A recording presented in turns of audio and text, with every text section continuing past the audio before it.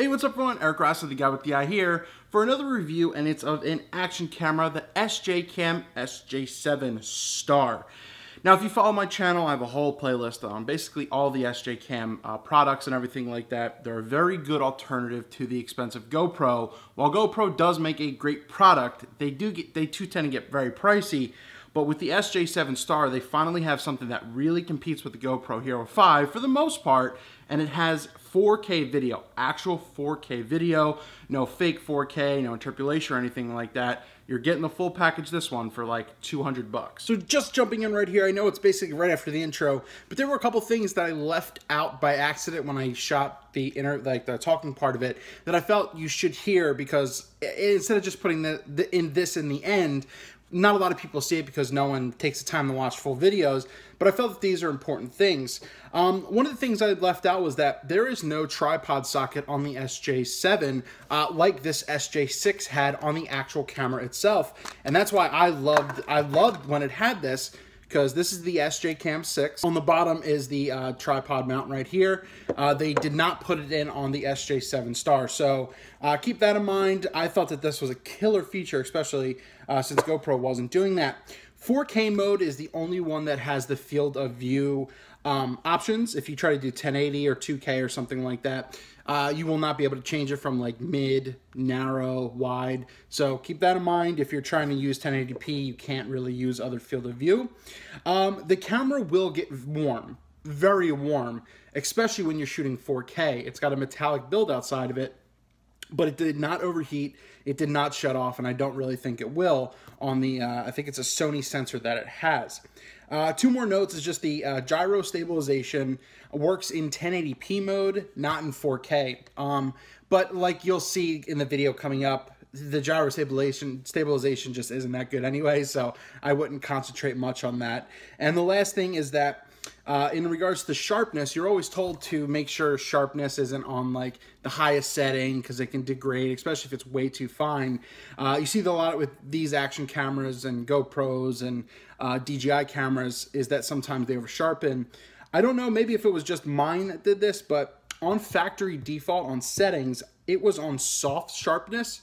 And I didn't realize this at first, so I went out, did a whole bunch of test stuff, and literally everything was soft and blurry looking. And I went back and noticed that if you put it back to normal, everything looks normal for what it is and what you're going to see throughout this, the clips and everything throughout this entire video. But then I noticed a weird thing as well. It's just that when I change from like a 4K to a 1080p, 120 frames, 60 or 30, it doesn't always retain that sharpness. So it's like it almost kind of does little profiles with it. So if you have 4K, make sure the sharpness isn't on soft, and if you do 1080, etc. And I think once you set it once, you're kind of done. So that's enough time with omitting all that stuff. I felt it needed to be in there. Let's get back to it. Now, SJCAM did send this out for review, but they did not pay me in any way, so all of the views are of my own.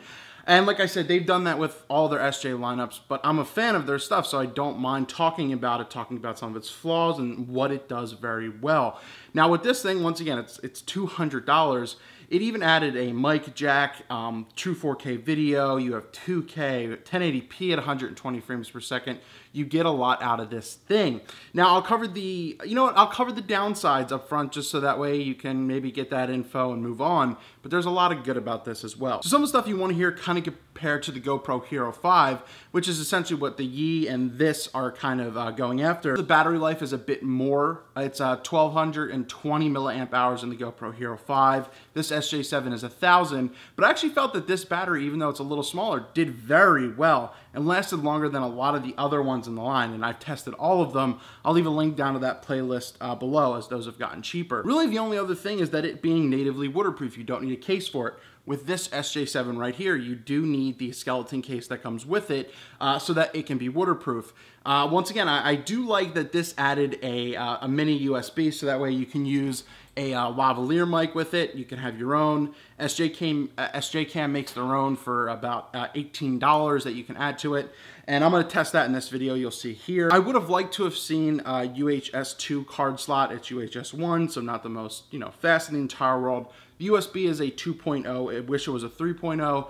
And of course, it being natively waterproof would be a great to have for some people. To me, I don't really care about that. I'm not swimming. I'm not going in the water with this thing. This is something on the go, something fun to use. That being said, the build is probably one of the best on the SJ cams in the entire market. It's got a metallic frame on the side right here. You'll see all that stuff in close-ups. And everything is pretty much menu driven for the most part. They took off a lot of the external buttons and everything is built inside. That and using the SJCAM Zone app and everything make things super easy to use and operate. And I felt that this was actually one of the easiest times to connect this right here. So I really like what they did with this right here. Once again, it does do 4K, it is 12 megapixels, but like I said, it does do 2.7K, and you could also get 120 frames per second out of full 1080p HD video, which if you really love slow-mo and cranking it and everything like that, you will get a lot out of this. And I say this is actually the best one they made so far throughout. Picture quality, image quality, video quality, everything like that. I feel like this is rendered the best and the image quality is absolutely optimal. Like I said, it's a 1000 milliamp hour battery, so it's not the best in the entire world, but I think it's performed the best out of anything that SJ made in regards to battery. But once again, it's kind of its own battery type of thing, so you have to buy into that compared to a lot of the other things out there. f2.5 lens, and it has a 166 degree view. The distortion, you might see a little bit, but it's actually not that bad. It's pretty good. None more or less than a GoPro and everything, how that goes. Easy to correct in editing, simple check boxes and everything. This thing is pretty killer for the price point. I've already had this out and everything like that. I'm about to test the audio, but like even just scrolling through the menus is super easy. It's very responsive for whatever you need to do.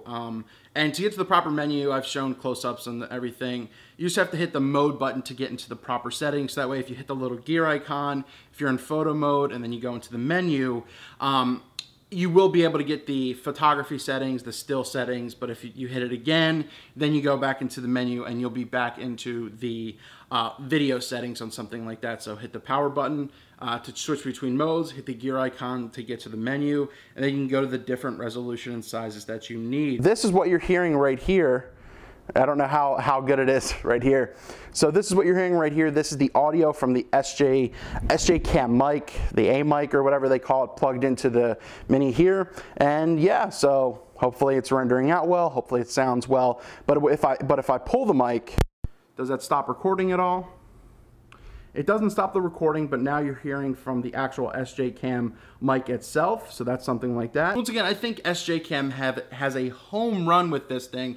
The only thing I really wish it had was 4K video at 60 frames per second, but the quality, everything you get out of this, pretty darn spot on to anything that you need. So great product. Once again, I highly recommend another one. The mic quality was decent for the most part. I think it's better than just having the onboard one right here if you need it. But a lot of the situations, you're probably not really going to use that mic a lot. But if you feel like you need to do a more one-to-one vlogging type situation or something like that, it could be a pretty crucial mic, or if you have your own mini USB. So I'll link to this and to the mic down below if you want to check it out. And plus that will obviously help out the channel if anything as well. So if you want to learn more about the SJCAM 7, check down below. But overall, a great product. I was waiting for the SJ6 to pretty much be this, but when they said, hey, the SJ7 is going to be like this, and they released everything, I think I'm about like 2 months behind on something like this, but I'm very blown away by the quality of this, and it's been stepping up over the past 2 or 3 years since I've started reviewing these cameras, that it's been great. And a lot of people buy them. Some people say it's a little too sharp. Besides a couple of things that I mentioned earlier and what it is now, 200 bucks. And if you're looking for an action camera that won't break the bank or your wallet or anything like that, check out the SJCAM 7 SJ Star.